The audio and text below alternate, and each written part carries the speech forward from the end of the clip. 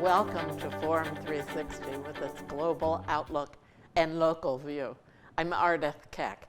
We all probably have our own opinion about whether the media has an influence on politics. We're going to talk to someone who has studied the concept and will share her views. It's Dr. Amber Ferris, who is a professor at the University of Akron. She is director of the School of Communication at the university. She earned her doctorate in media studies and political communication from Kent State University. Her research focuses on media uses and effects, examining how media shape public understanding and influence individual perception and behavior. Her recent work explores social media and use, dependency and addiction, including patterns of social media engagement during the COVID-19 stay-at-home order. Dr. Ferris, do you believe that media has an influence on politics? Yes, I do. I mean, I think it's kind of a reciprocal thing, this influence between media and politics. I mean, throughout history, like, media has sort of been the driver of manufacturing kind of how politics is viewed.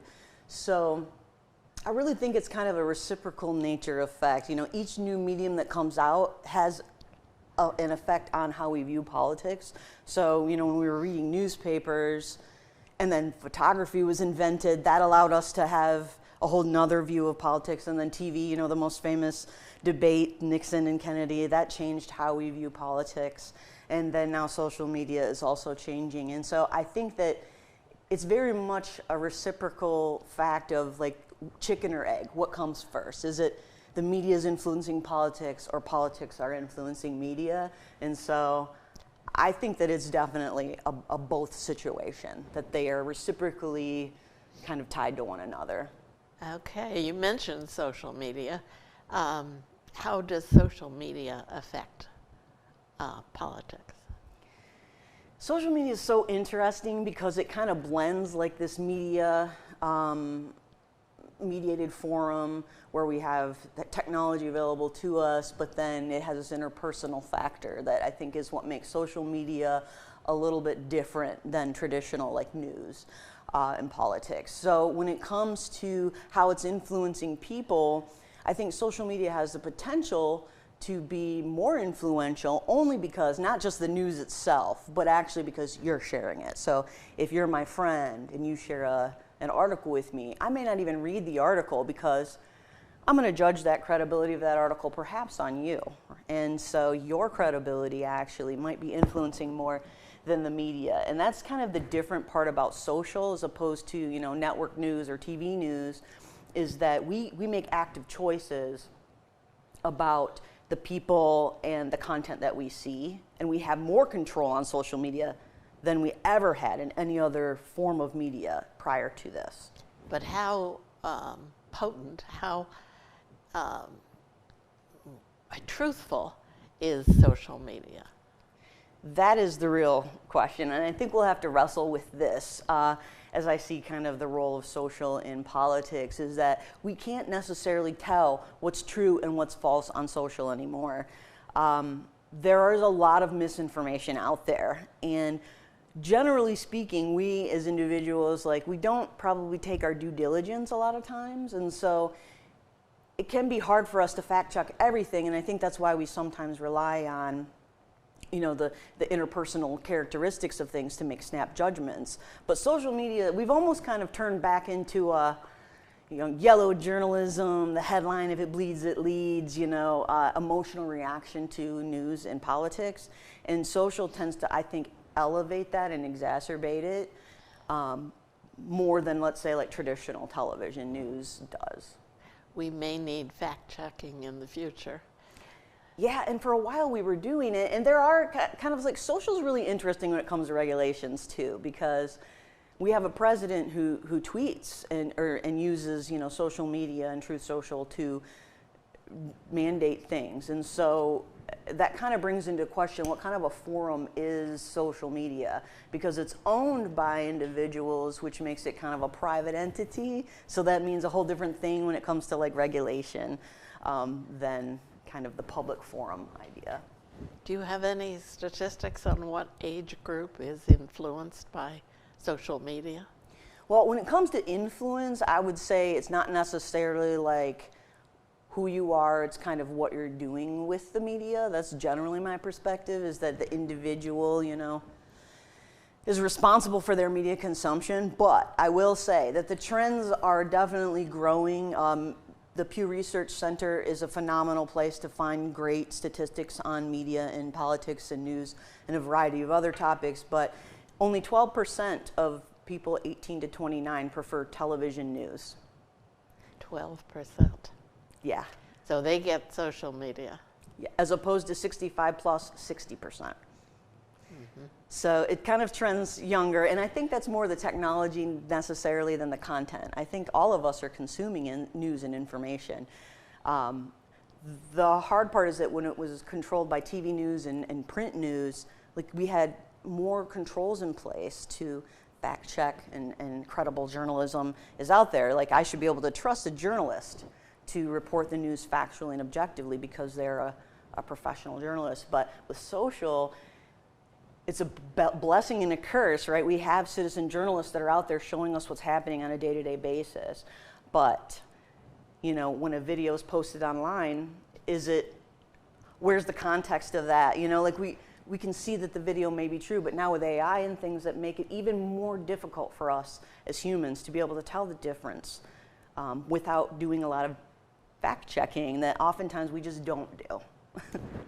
Does media try to be unbiased? I think journalists do. I think career journalists who take ethics oaths to report journalism fair and objectively, I think that is, you know, still upheld. And I think that's across, you know, partisan media. I think if you're watching Fox News or MSNBC or CNN, or you're reading the New York Times, if you're reading journalistic reporting, I think you can trust that. But the hard part is now it's hard to tell sometimes what's journalistic reporting and what is the interpretation of it. And that's where I think the partisan news gets more difficult, is because somebody, a reporter might be then interpreting that information for the audience, which can serve a very valuable function. But then as the consumer, we need to know what's fact and what's opinion. And the way that we see news, and especially on social, is sometimes you can't really tell. Even if it's a New York Times article, if it's an opinion article, like you should take that kind of with a grain of salt, as opposed to like, you know, reporting about what's happening in the Middle East or something like that. Do people gravitate to Fox News because they are more conservative, or does Fox News make them more conservative? This is a chicken and an egg. I was gonna say, like, honestly, my perspective more is that individuals like make choices about the way that they want to consume media, and so you are directly choosing to go to Fox News for your news because of some factor. It could be you like the person that's talking, or you like the perspectives, but then in that choice you may be kind of more inundated, I guess, into that bias. So I think we inherently kind of seek out what we find to be rewarding, and so we do tend to want to seek out media that kind of already aligns with what we already think and do.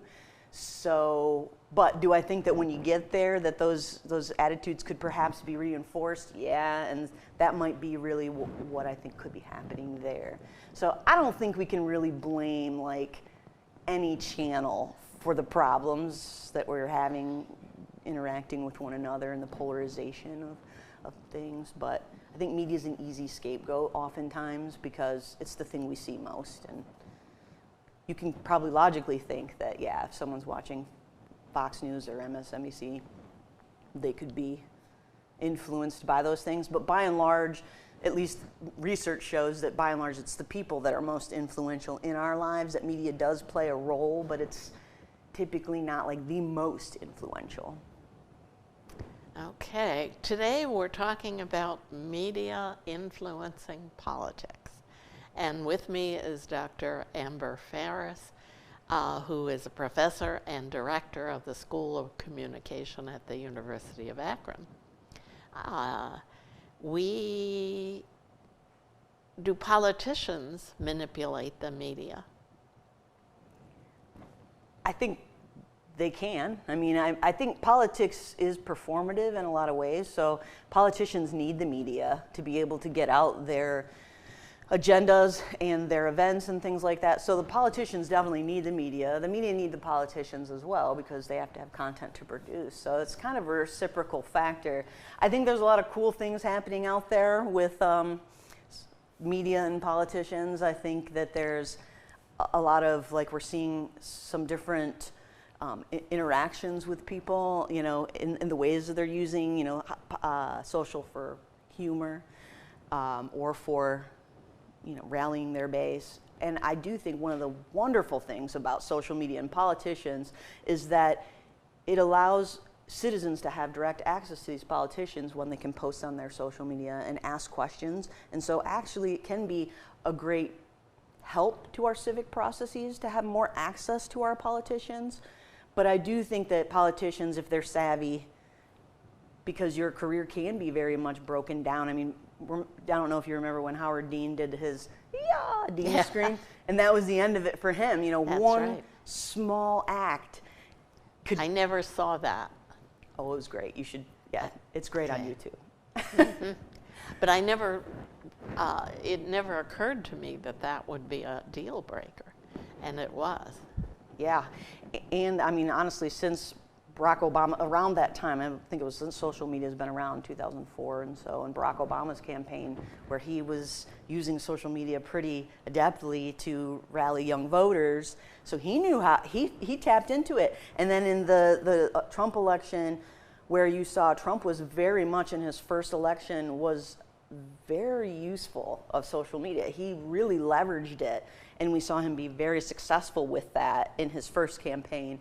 And other politicians at the time, like Hillary, was not really using it. And you can kind of see the stark difference between those who are present on social media and those who are not. So I do think politicians need to embrace social media and use it effectively to communicate, hopefully pro-socially. And if you use humor, I guess, use it not to disparage others and hopefully not to contribute to our issues.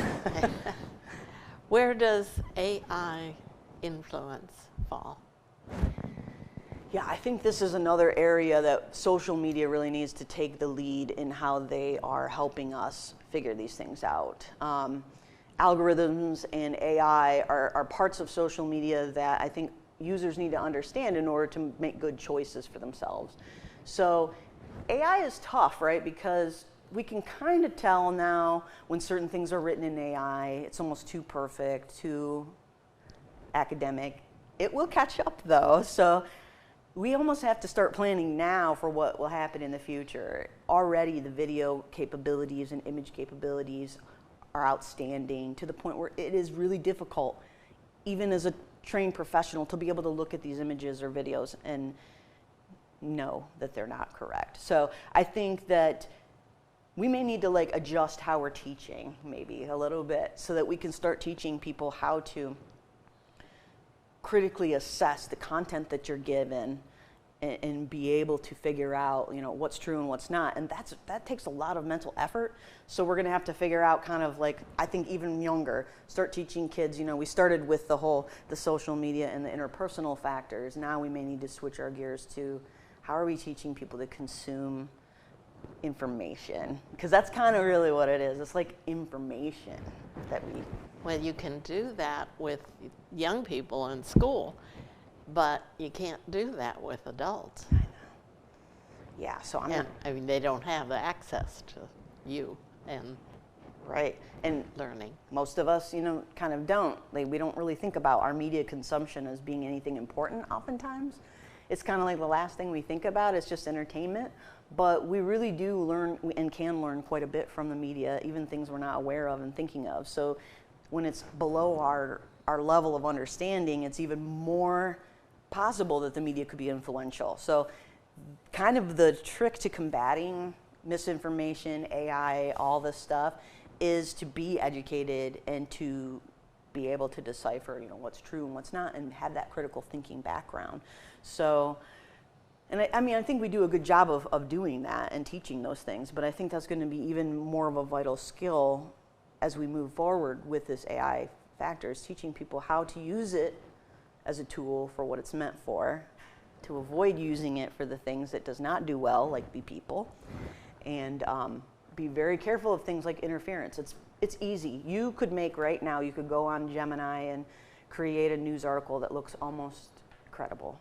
In fact, it could have citations in it. It could have all kinds of things, and it could be completely made up and false. And who would be the wiser?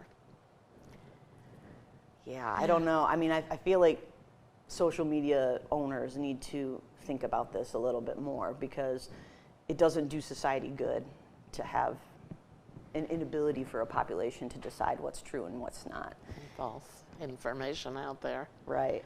And I mean, I would much rather see the industry self-regulate than the government to have to regulate it, but I think that oftentimes we regulate media to protect people.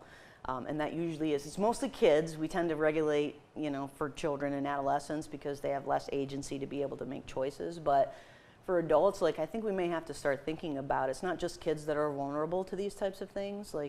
It is our population. And so when it comes to those big, heavy things, we oftentimes have media regulation from the government to help us figure out what's true and what's not, or how things work. We have regulations about obscenities. We have regulations that protect us from fraud. So we have the infrastructure to be able to do it.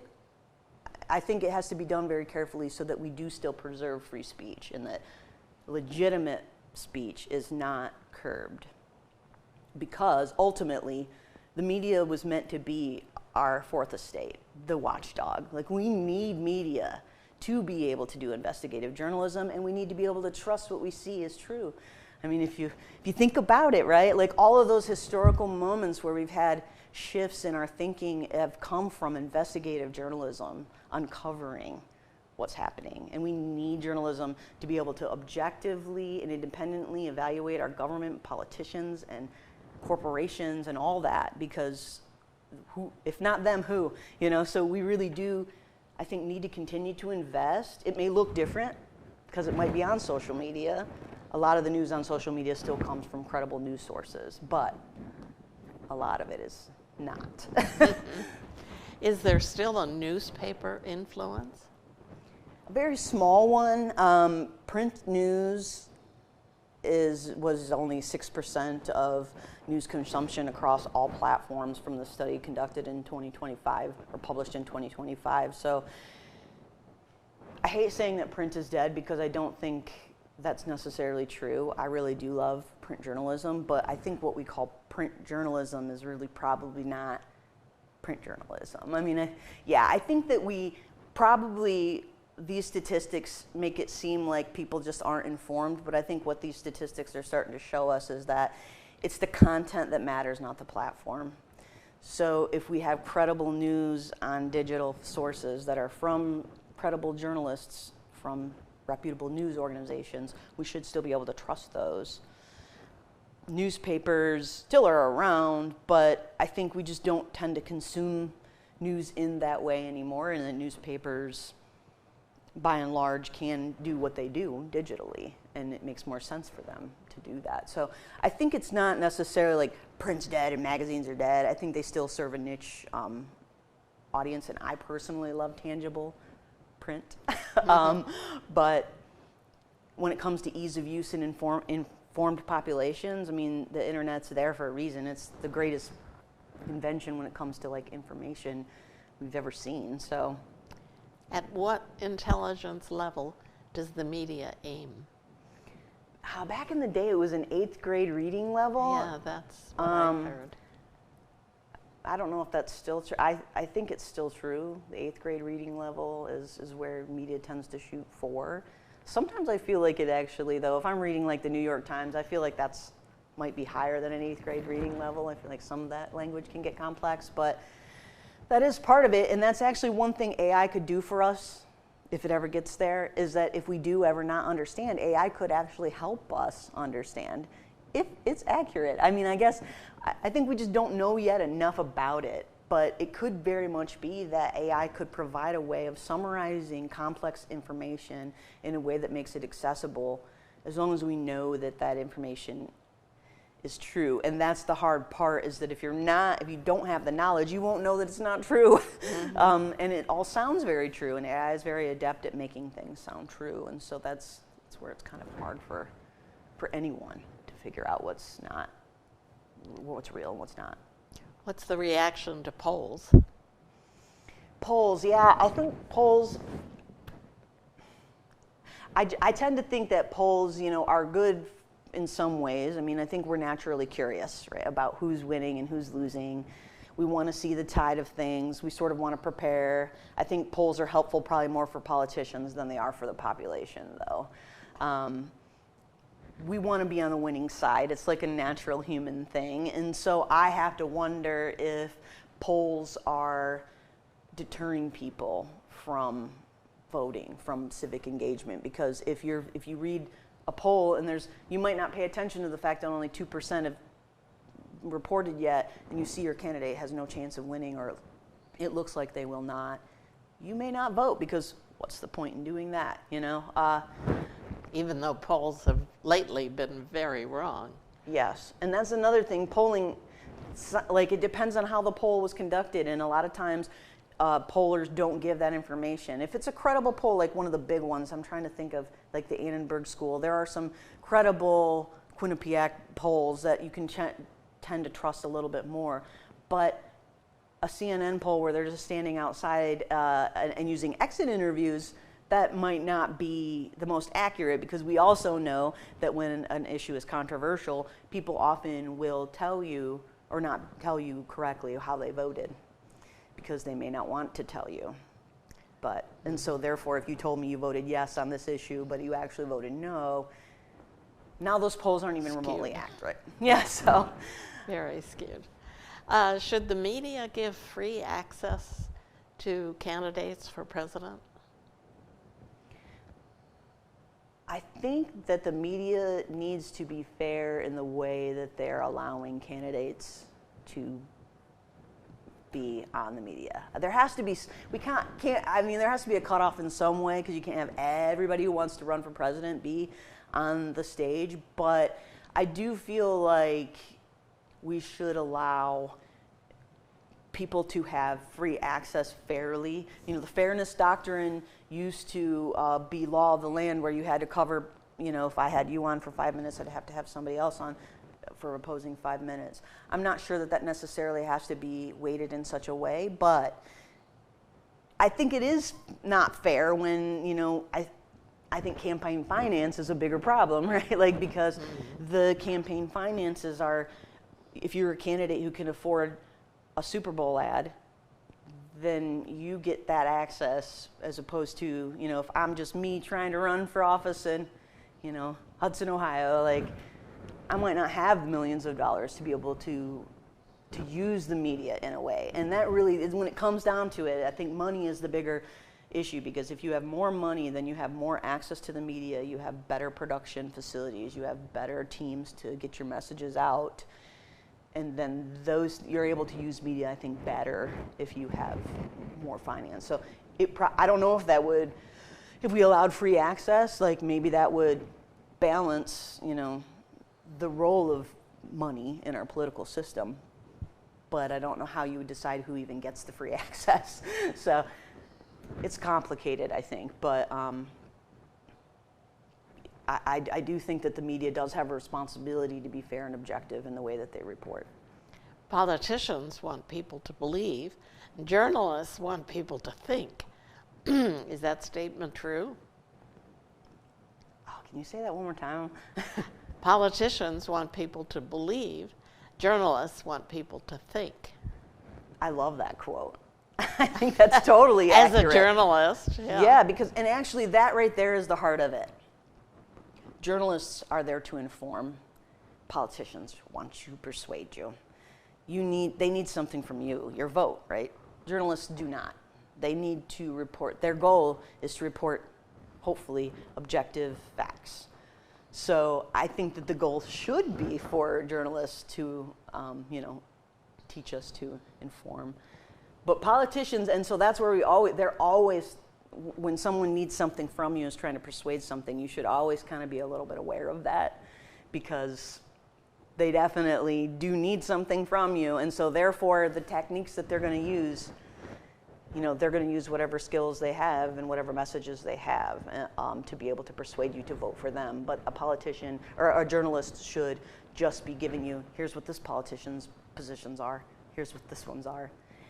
When an editorial takes the position, the Cleveland Plain Dealer says, I'm endorsing this candidate, not news. Mm-hmm. It's in the newspaper. And then so I think that's what is so sort of like, most news you read in a newspaper is mostly news, I would say, or it used to be. Now maybe a little more opinion-based, but that's where it can be really difficult for us to understand. But anything coming from like a candidate's press, a candidate's, events, any of those things, they're manufactured for you to persuade. Dr. Ferris, thank you for doing the show. We have learned a lot from you about the media influence on politics. Thank you to our audience for joining us on Forum 360 with its global outlook and local view. Forum 360 is brought to you by John S. and James L. Knight Foundation, the Akron Community Foundation, Hudson Community Television, the Rubber City Radio Group, Shaw Jewish Community Center of Akron, Blue Green, Electric Impulse Communications, and Forum 360 supporters.